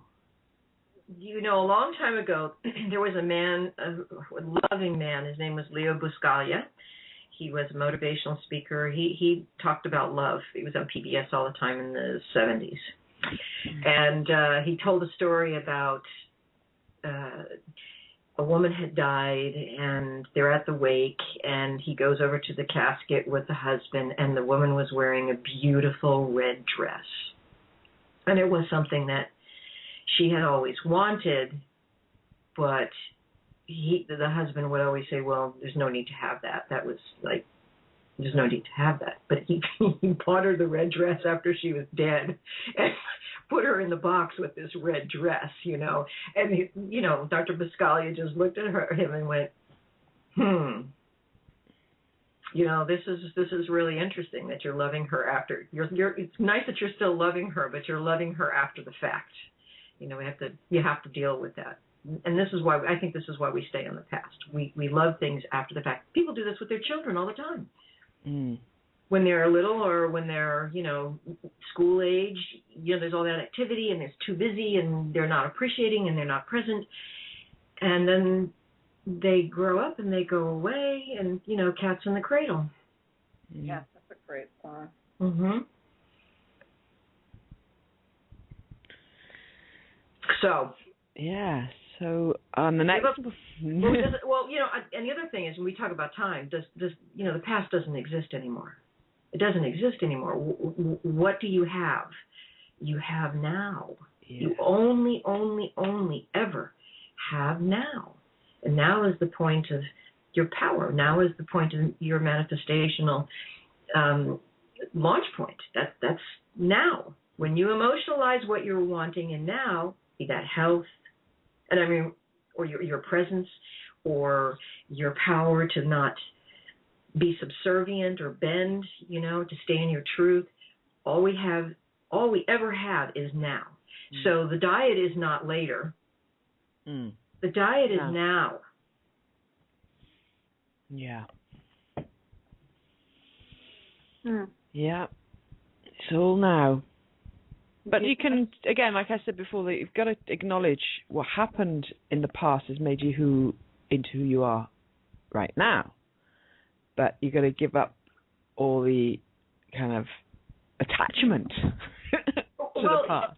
I think it's okay if you wanna hold on to your memories and your experiences, which is what you're building your expansion on. That's got to be done. If you're going to look backwards, it's got to be done with gratitude. Again. Otherwise, it's just a ball and chain. Yeah. You know? And the past allows us the opportunities we have today to make different choices if we didn't like what we did in the past. You will be given that opportunity because that's part of healing on a vibrational level, is having those experiences that look like that from over there. Why does that look like that? Well, because you're manifesting it to heal it in the now. You can't go back and heal it back then. but you can heal it right now. And that's the beautiful part, is that recognition, honoring it, that that's what it really is, this opportunity. Yeah. So I can move forward now and not keep doing it the same way I do it all the time. Yeah, that's another important one, Linda, recognition. Mm-hmm. Recognition. Yes. Yeah. And, look, if you're going to look back, and gratitude is going to be what your objective is when you're looking back. I'm grateful I had that experience. It taught me A, B, or C. Yeah. One of the things that I've been working with my friends with, and in the tapping, etc., has been being grateful for everybody and everything that brought me to this moment of now, and saying it out loud. Yes. Every clerk, every person at the red light. Yeah. Whether every being who was in your scope of reality. Yeah. And releasing them in gratitude. Just thank you for bringing me where I am, and I'm letting you all go now. Yeah. Absolutely. And I can choose where I want to go from here on. Mm-hmm. Yeah. So that brings us along to giving up attachment. Interesting. We had that as the topic, and here it is, number 14. Give up attachment, and how important that really, truly is. That's when that word okay comes in. Yes, Linda. Because you're not attached anymore. It's okay. Okay, yeah. All right. Fine. That's fine. Yeah. Yeah. Tomorrow. And when somebody produces some sort of concept to you which is completely opposite to what you've believed for an eternity, or your whole life, or for the last few years, and you can then analyze the new suggestion and say, wow, that is like completely opposite to what I would believe, but I'm not going to be attached to what I believe until I'm going to analyze what the new concept is. Or even, Geri, just to find, isn't that interesting? Isn't that interesting? That way. That's opposite to what I believe, but And that's just allowing. Yeah. Allowing the possibility. Because when you're not attached to a certain belief, you're able to allow a possibility to something that is almost the opposite to what your original belief was. And that gives you opportunity. As you've mentioned opportunity a couple of times, Linda, and that's so true. One has to open one's mind and be very open-minded to opportunities for change, which we also discussed today. So it all ties together, doesn't it? Oh, it's all connected, sure. Giving up attachment and being in the seat of the observer without any opinions. It really helps us grow. It's an amazing place. It's quite freeing. Yes. You're free from reactivity. Yeah. And response. You're allowed to just let it come in and float out again. I really like what they say here in this particular one on number 14. It says, you'll get to a place where you'll be able to understand all things without even trying. And I find that when I'm in a placid point, when I'm feeling very calm and not attached, and I don't mean detached, that's a little bit different. Detached is almost kind of resistance. Right. It's like, I'm not going to absorb you. I'm not detached. I'm not going to allow love. Or connection, or that's different. In my mind, it's a little bit different. But giving up attachment and sitting in the seat of the observer, man, you are so off the hook. Yeah, because you're open to all possibilities. You can just takes float there. It takes the limits away, right? You become unlimited into what is possible, because you're not attached to one thing or whatever, or two things or 10 things. You're not attached to anything. You say, well, I can change that belief. My God, I've been believing that for the last 20 years. But wait, okay, this sounds weird, but let's take a look at this. Yeah. You're not trapped. You're not trapped anymore. Right. You're not forced to be or do anything. You can just observe. Yeah. And it's really funny if you want to practice with that non-attachment. Go to a family reunion or a family holiday gathering, a dinner, and you watch all of the routine, behaviors. You watch the habits, the behavioral habits of people, and you love them. I mean, when you love them, you understand, oh, they're stuck in that little thing again. Okay, she likes to spin around in that little revolving door. Okay. You know, and fortunately those dinners end and you get to get in your car and go back to your own, you know, point of observation, unencumbered by, you know, or uninfluenced, I should say. But yeah, you're off the hook. I mean, and I really like that feeling where nobody's forcing you to do anything, ever. Yeah. In any given now, you're not being forced to do anything. Yeah. You're free. Now, right. Yeah, so that's an important one. So that's where we started with awareness and not having attachment to anything, and we've got to the end of our list, and we kind of discussed this, but this is an important one, very important. Give up living your life to other people's expectations. That was huge. And you talked about family just then, and there's so many families that expect people, especially parents, their children to do something that they want them to do. And that's when you've got to be really strong and live in your own authenticity. Oh, yeah. Right? Oh, yeah. You know, with the little ones, it's a little bit, you don't quite have that lesson down, you know, as we're coming out of the old paradigm. And I'm not talking to the young mothers, the new mothers. I mean, they may be having it all different because those indigos and crystalline babies, I mean, they're very different. They seem to be very different from what I'm observing anyway.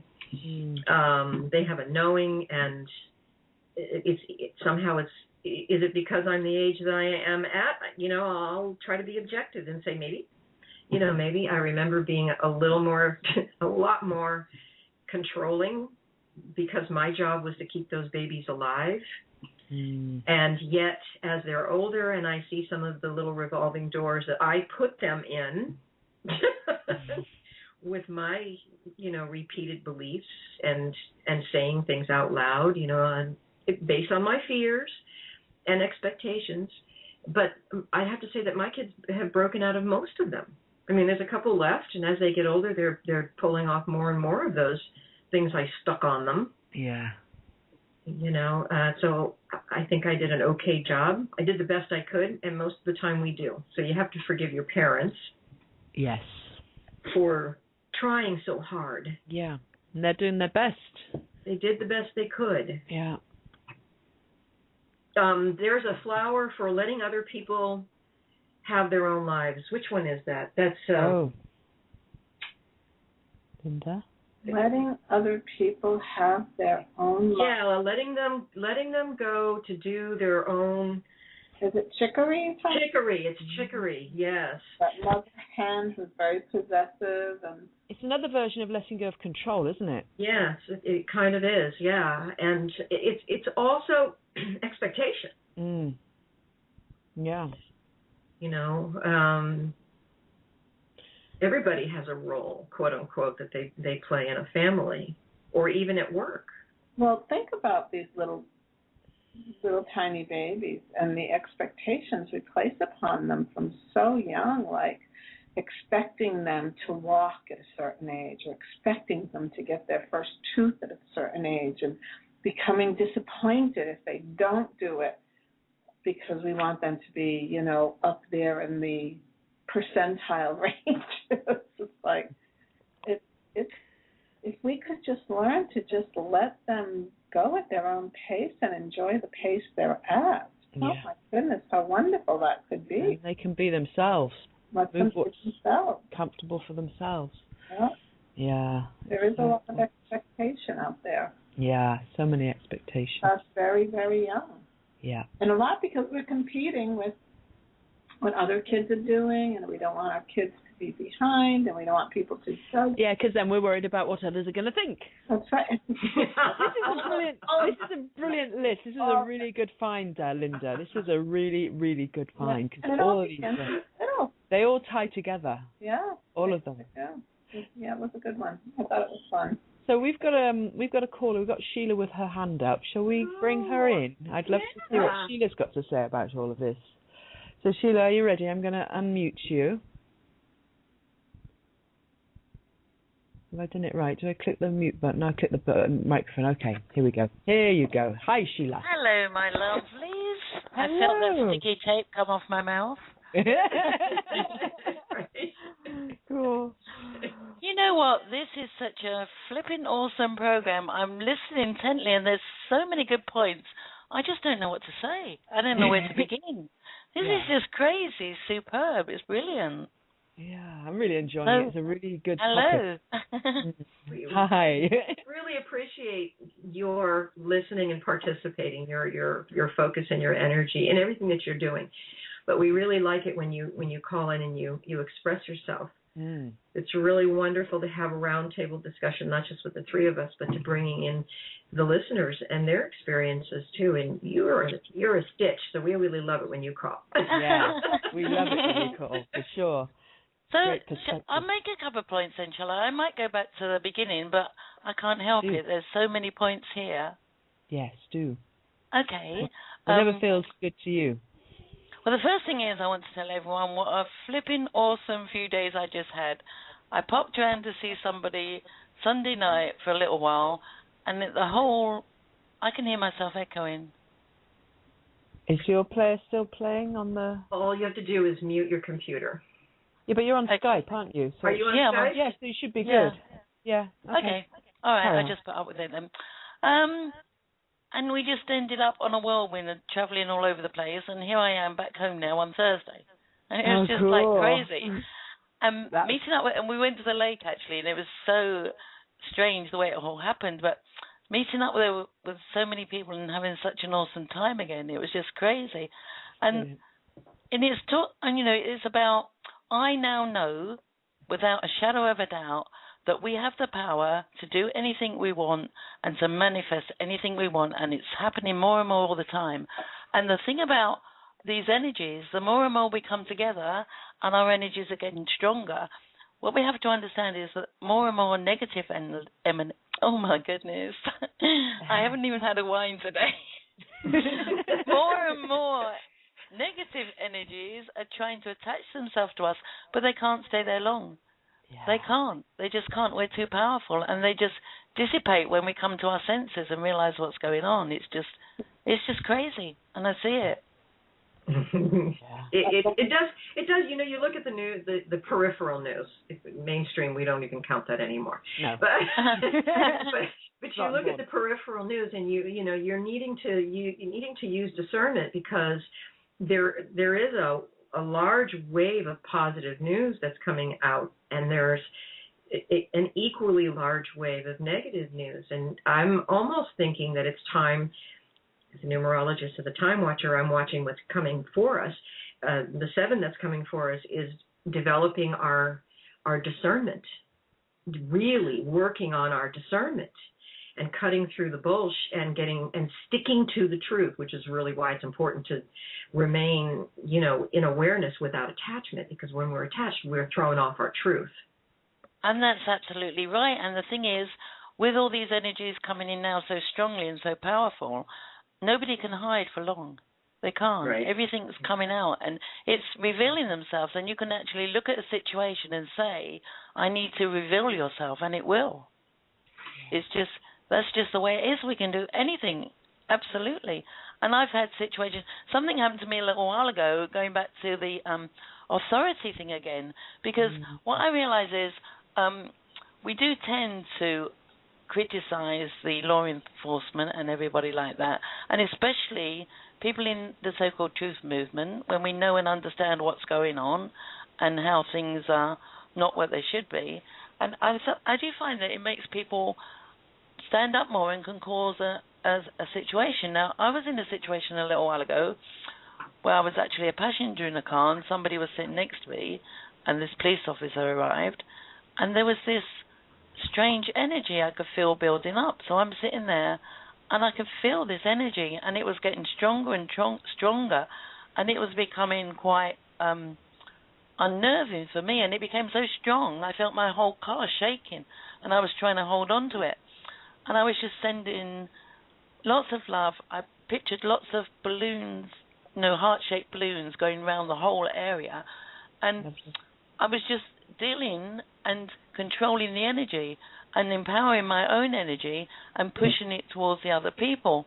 And then I thought, I need more. And I looked in my bag, and there was we'd been picking some, my throat's going now. I've had such a tiring time, hardly slept. But you know how the energy goes. And so we've been to this herb garden. We've been picking herbs, and I thought, I know I've got some sage in here. And I pulled it out, and I put it by the side of the console there. And then I was looking for some, and I saw all these different herbs in there, and I was looking at them. And because they were dry, I couldn't figure out what they were. And I thought, I'm just going to stick them all over my car and ask them all to help. And I was just wafting that energy around everywhere. And all I kept saying was, we know we have the power. We know that we can change this around. And I want to see everybody smiling and flipping happy at the end of it. And honestly, that's exactly what happened. Everybody was laughing at the end of it. And everybody went away shaking hands and saying, so pleased to have met you. And that's what I'm saying.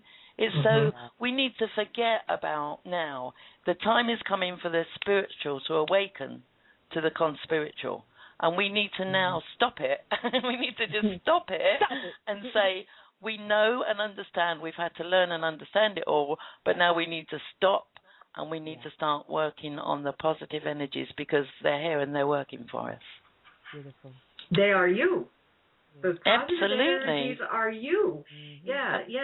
Part of what we're starting to gear the tapping in the morning over to from ourselves when we do ourselves, and that we were getting ourselves straightened out, and then we started to go to the global scene and become more inclusive with the environment. And each and every one of us have this energetic expansion. Our hearts open up, the tears start flowing. When you start, and the words are coming out now. Everybody is waking up. All humans are waking up now. Exactly. Yeah. And I do the. Sorry. No, go ahead. And I do the tapping as well. But sometimes I get myself in such a state. I'm just like, Geri, send that flipping, slapping medicine man round to my house. That's why I need a good slap. You'll have to watch that later. It is funny as well as stop it. I watched it when you sent it. It's another good one. Yeah, it's just like wake you up, doesn't it? Just stop it. Hey, Geri, did you see the message I sent you? I said, how did you ever think that when you were younger you were a tomboy? How can you ever be a tomboy? You can do so many things at the same time. That's just not possible. You're all female. Yeah, I know. I can do so many things at once. I could go on about the manifestation that happened at the weekend, and everything was just bang, bang, bang, just there because we knew who we were, and that's it. Just knowing who you are now. Yeah. Yes. Being authentic, and you were in employment. So. Oh yeah, that word is so very much. Yeah, and at one time I was trying to write my testimony for Jenny, and I was sitting by the lake there when I was writing away, and someone come up and said something to me, and I said, I'll speak to you in a minute, I'm in employment right now.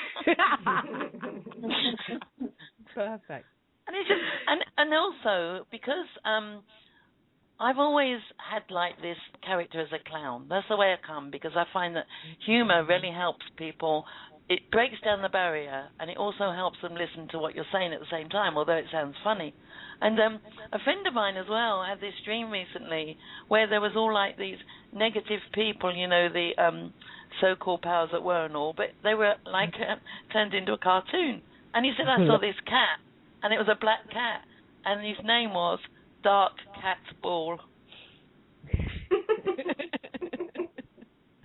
And it makes everybody laugh, and that's what needs to happen now. Just laugh them out of existence. Yes, exactly. They can't take that powerful energy anymore. And with this tour bus going around the country, and we want to mention that again, is that the Opal tour is going to be starting. And everybody, I put the link again in the chat.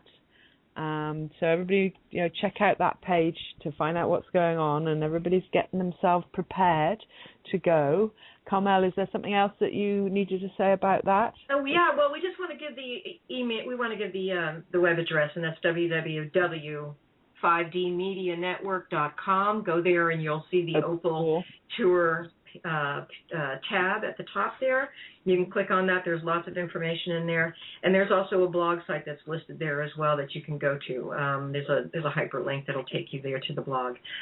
So yeah, they're getting their act together, and it's unfolding beautifully, and it's really all about the love. It's just about what Sheila was talking about. Yeah. And it's just send out supportive energy. If we can't send, federal notes or anything connected to those sort of numbers, we can send our love and energy and powerful vibes for it to just go beautifully. And they're open to lots of stuff. So you have a talent you'd like to share with them. Yeah. You should get in touch with them, have a chat, see what they need. Maybe there's something you can offer. If it's not, like Geri said, if it's not the cash dollar, it could be an innate gift that you have that you'd like to share with them. I know that they're trying to get an itinerary together, so maybe you would like them to come to your hometown during their tour. You might want to think about hosting a gathering. I know I am. Yes, absolutely. And also, as been reminded in the chat, is for everybody to pin their positions on the map that's on that page. You can draw it out a bit bigger. You can zoom into your area, and then you can drop your pin in your local area, and everybody knows where you are.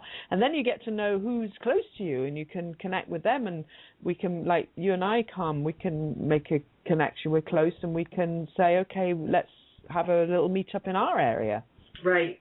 And I know that they're going to be on the road for quite a while. So they want to come to New York, and if they come to New York, well, we're only we're on the border. We're just a little bit away from jump. Yeah. So we'll be very missed if they don't come this way. Yeah, we will be. They can come next spring. I think that's the perfect time, or early summer. That would be lovely if they can get back up here by then. It'd be too chilly in the winter.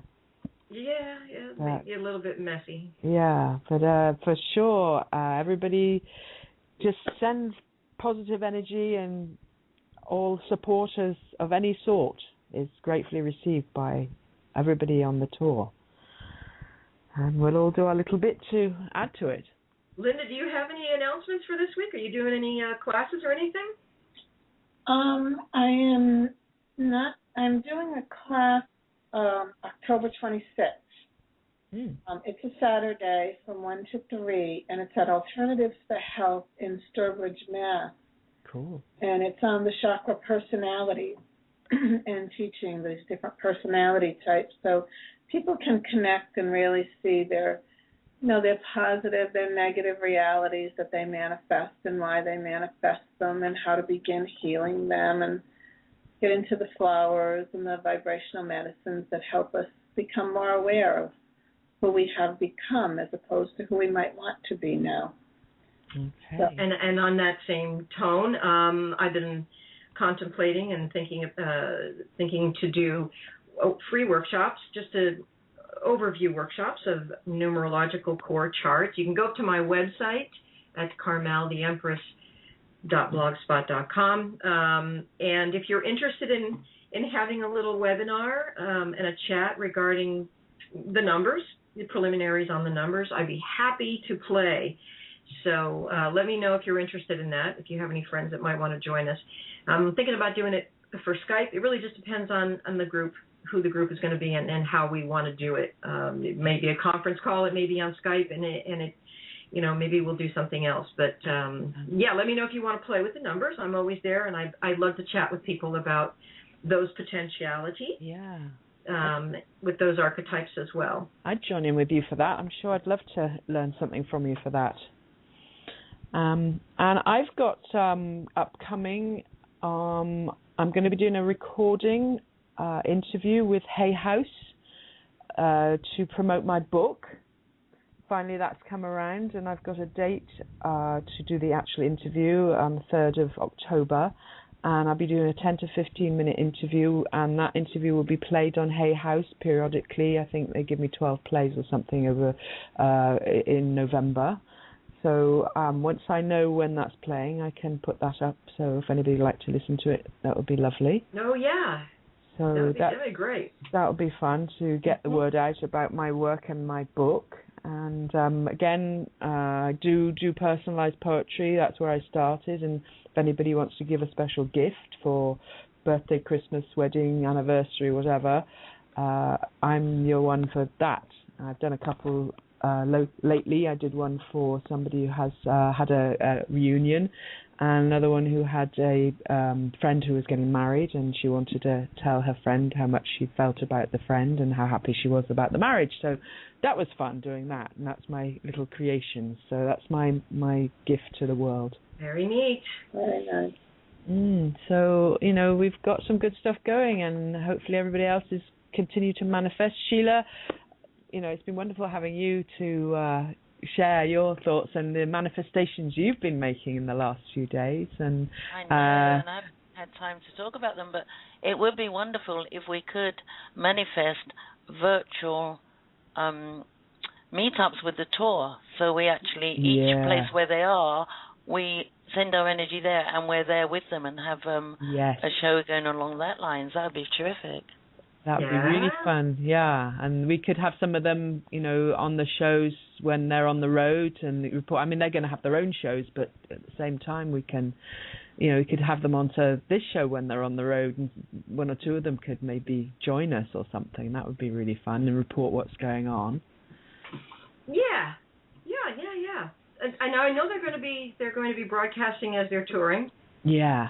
They get internet connection. They're good, aren't they? So they're going to have I think a hotspot or something like that. Right. Yeah, it's usually possible to find spots like that. And let's help Christine manifest her van running. Yes. We'd love to get that up and running as well. So she's got transport. So let's send out energy for that, along with her healing. And we're all working on that for you, Christine, because we love you. I want to thank everybody in the chat room. Yeah. You guys are fun. I like to watch you all. And you also contribute quite a bit of energy to the program and the conversation. So I want to thank you all for coming every week and visiting with us. Bring friends. Share the news. Yeah, absolutely. And the archives. It would be great if you did that. Yeah. Lynn, do you have anything you'd like to say in closing? We have a couple of minutes left. Well, I was at Martha's Vineyard this past weekend, and what a magical little place that is. And really went with two girlfriends and did some serious, beautiful work together. We've been friends since we were 15, and realizing we've been friends for 45 years now. Wow. Is that possible? Well, life is good. Life is joyful and fun, and it's good. Very good. Very good. Yeah, I thought about you when you were gone. You can hit it, Geri. Yep. I thought about you. I said, oh, she must be having a beautiful time. We played golf and everything. Very good. Well, thank you, everybody, for joining us for this episode of The Spiral Journey. We hope you return next week, and also visit the other 5D Media Network programs during the week. There's one every night, Eastern Standard Time, 8 p.m. Love you all. Wishing you all the best of now, always. Always. Thanks for joining us, everybody. Thanks, Lynn. Have a great night. Thanks, Lynn. Geri. Night, Carm. Good night.